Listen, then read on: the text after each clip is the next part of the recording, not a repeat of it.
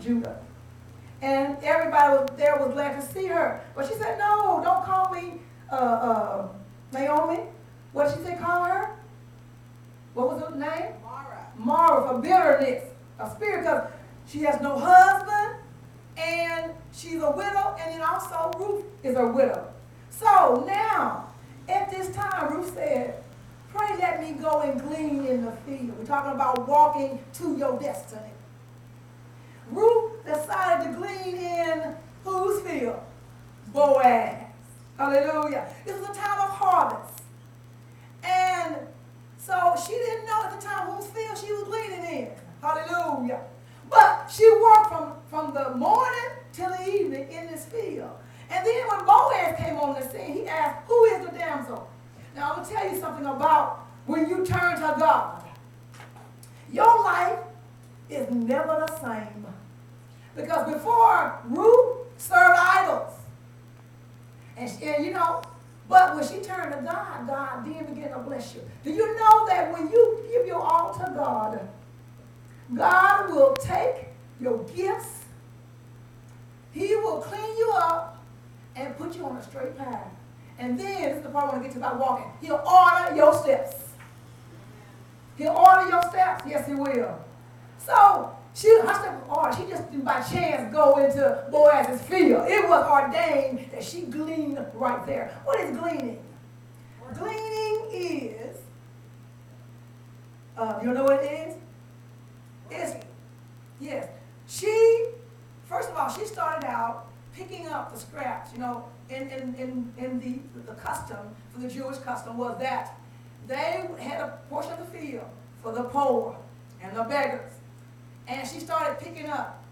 But she was faithful in her working, okay? We're talking about her walk, her spiritual walk with God.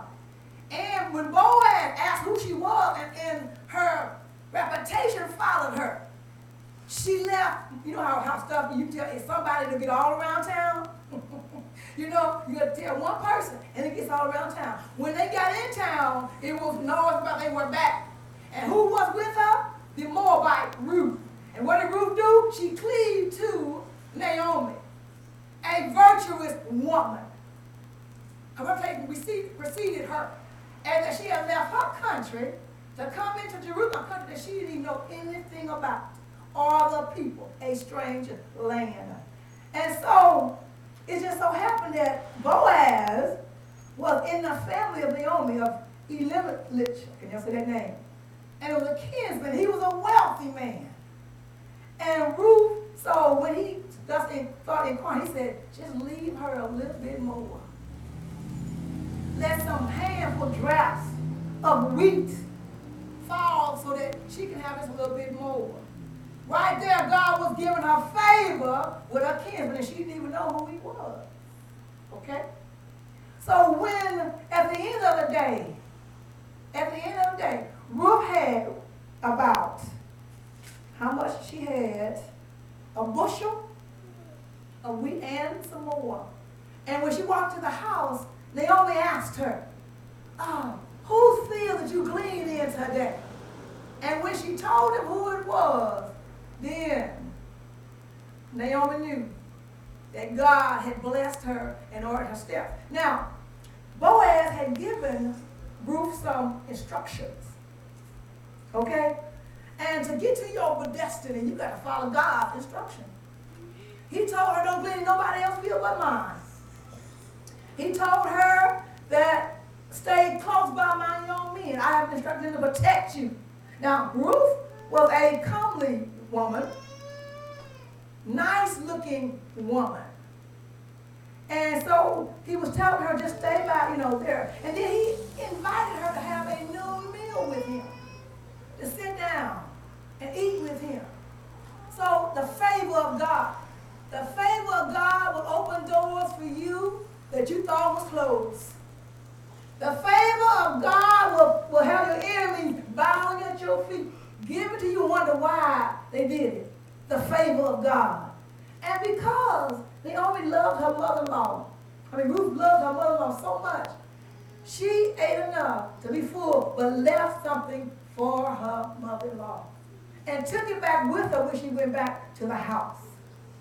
Now, talk about the steps of a good man or woman are ordered by the Lord. Ruth didn't have to return. She could have stayed where she was comfortable at. How many of us, sometimes we get a little anxious and a little nervous when we're on an unknown path? You know, we say, Lord, which one you take? Let me give you a testimony. I left Dallas, and I love Dallas. And I was working 2 jobs. And I thought I was in the will of God. And all of a sudden, tragedy happened. I lost my car. I don't know why I'm going this way. And it was no fault of my own. My son just happened to drive, somebody hit him. It wasn't their fault. Lost my car. And I've been fasting and I've been praying and saying, Lord, show me. I was praying about my destiny. And I had lived here before. I don't know my story. For 6 months, 6 short months, I lived here. And did not like it. Because it was a little bit cold. I had been down south a little bit too long. And as a result of this tragedy, just like Ruth, I had to return here. And that was 2 years ago. Since I returned, but I forgot a part. God, I prayed to God. I said, God, wherever you want me to go, whatever you want me to do, I will do it. And here I was, right back in Missouri. See, your steps are ordered.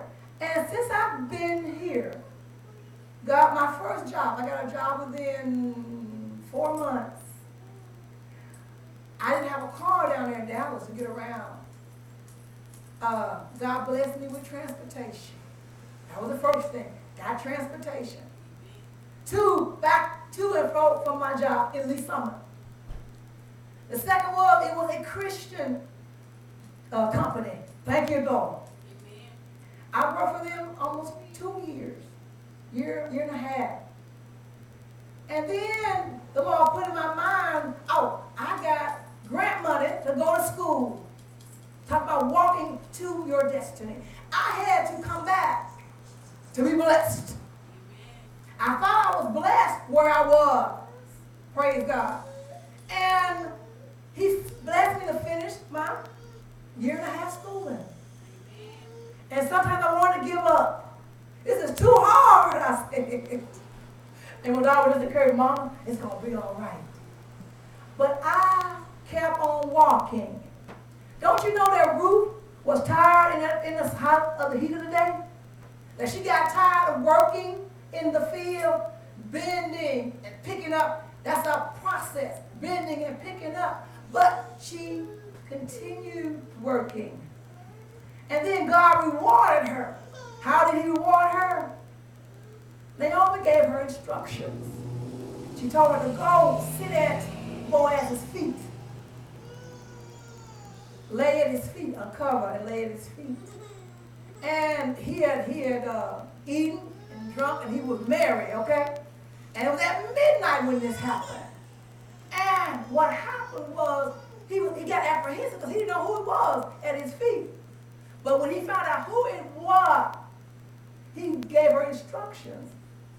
Because the custom was, if in order to marry someone, you would lay at their feet and then come up. But because they had not married, she let him know her intention and that of her mother-in-law to redeem Naomi's inheritance.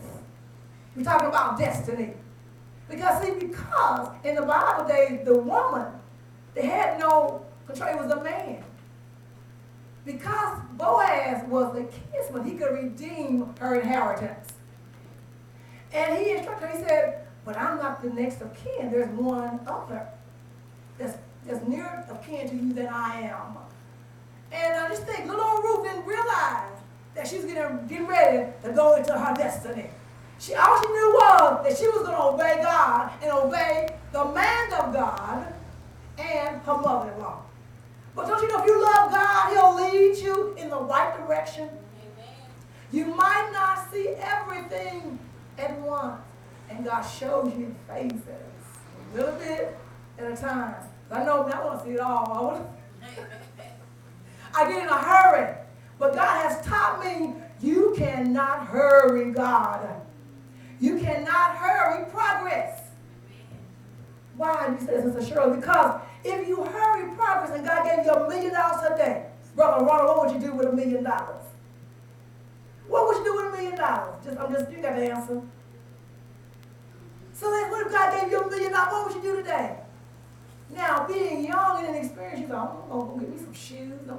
But then you still have a lot of money. But if you have not been trying to see how you're going to use that money, you will blow it all. Now, I've heard, I've never experienced it, but I've heard that people that have big money and have never been trained to invest that money lose it within a year.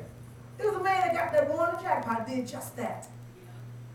So God takes us through a process to get to our destiny. So when we get there, we won't squander the money. We'll give God the honor and the praise. We'll thank Him. We won't forget about God. Hallelujah. Anything that God gives you is bigger than you can do yourself. Why do I say this? Because God is the one that's going to be doing it. Amen. And I like about Boaz, this story is that Boaz was a man of his word. He went to the gates of the city, and in the custom, all business was taken care of in the gates of the city. He took 10 witnesses with him, elders of the city, and came and called his kinsmen. And one thing about money, when money is around, everybody's your friend. When somebody dies, all the relatives, they leave me anything in the will. When there's some money around, hey, everybody is there. So when the kid found out he could, gain some money, an inheritance, I'll redeem it.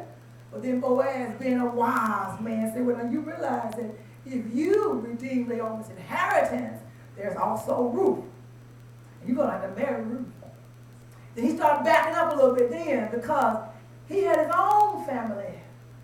And he did not want to give up that inheritance. And so then he told Boaz, you can buy it. And he took off his shoe as a customer. He took off his shoe. And he gave it to the elder as proof that that transaction was done. The moral of the story is Ruth worked in the heat of the day for her blessing. It got hard sometimes because how did she know what to do? She blindly had faith in Naomi, in Boaz, but most of all in God. We don't know where God is taking us, but we know one